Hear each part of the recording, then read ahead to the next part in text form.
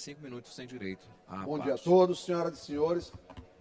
Passada uma semana, aproximadamente, da decisão do STJ, que suspendeu toda a tramitação que existia aqui dentro do TJ Maranhão em relação ao processo da Paula, eu consegui ler aqui, caros colegas, uma série de mensagens de mães que apresentaram situações ou iguais ou situações piores, não apenas no Maranhão, Brasil afora, na verdade.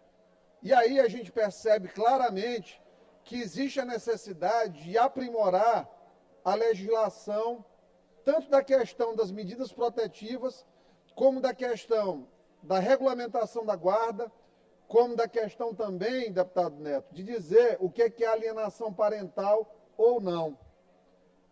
Eu me deparei com um caso em que uma mãe que se separou a duras penas, médica, de um sujeito 27 anos mais velho, mas alcoólatra, violento, com vídeos de agressões, com áudios de agressões à própria criança.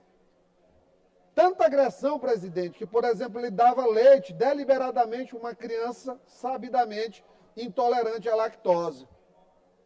Daí, nós conseguimos ver o alcance de como, muitas vezes, as lacunas legislativas, elas tornam as pessoas menos ricas, com menos condições financeiras, com menos acesso ao judiciário, com menos possibilidade de lobby, de ter decisões que são sabidamente, visivelmente absurdas. Um desses casos aí, a mãe não foi notificada e, segundo relatos, houve praticamente uma operação de guerra dentro da casa dela, com 20 pessoas invadindo a casa dela para tomar dela uma filha pequena, uma criança de 4 anos. Veja só, uma criança de 4 anos foi entregue para um pai recentemente, de maneira que a guarda fosse unilateral do pai, para um pai alcoólatra que tem medidas protetivas contra ele, que tem vídeos de agressão e tem uma menina com ele. Eu fico pensando na cabeça da juíza que deu essa sentença, olha só em São Paulo, mas a reflexão é pertinente para todo o Brasil.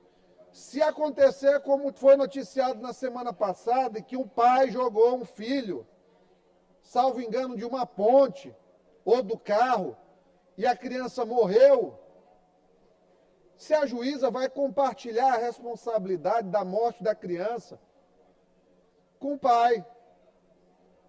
Porque emanou dela um ato unilateral de julgamento injusto em que a criança pode vir a falecer.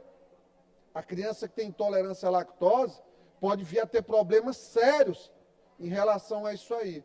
Porque há, sim, infelizmente ainda, homens que punem suas ex-companheiras com maus tratos aos filhos. Porque a gente sabe o quanto dói a dor de um filho ferido, de um filho traumatizado dentro do coração de uma mãe. No coração de um bom pai também dói. A gente não é questionar que a mãe ama mais do que o pai, é um amor diferente. O amor de mãe é um amor protetor, 100% do tempo. O amor de pai, quando ele existe, ele é um amor protetor, mas de orientação também. Então, para a criança, comprovadas as condições mínimas de uma mãe tomar de conta dela, não há o que se discutir numa situação de guarda. É uma guarda compartilhada com a mãe como domicílio preferencial. No caso de um pai alcoólatra, agressor, violento, perigoso, não há o que se falar em guarda compartilhada. É guarda unilateral com a mãe e as visitas do pai são supervisionadas e pronto. Mas, infelizmente, me parece que há necessidade de se aprimorar normativos e jurisprudências para que se deixe mais simples esse processo. E que a realização do estudo psicossocial não demore esse período todo e seja realizado no domicílio da criança, principalmente no contexto de violência doméstica. Hoje não tem prazo para o estudo psicossocial. Aqui no Maranhão nós demos entrada numa lei para fazer com que os casos, presidente, de violência doméstica, esse estudo psicossocial ocorra em até 30 dias e que seja preferencialmente como diretriz e não, obviamente, como um poder coercitivo ao judiciário, que se prefira que fique com a mãe nesse período. Mas, óbvio que essa pauta é uma pauta muito mais de Código Civil, de leis associadas e que precisa ser nacionalizada.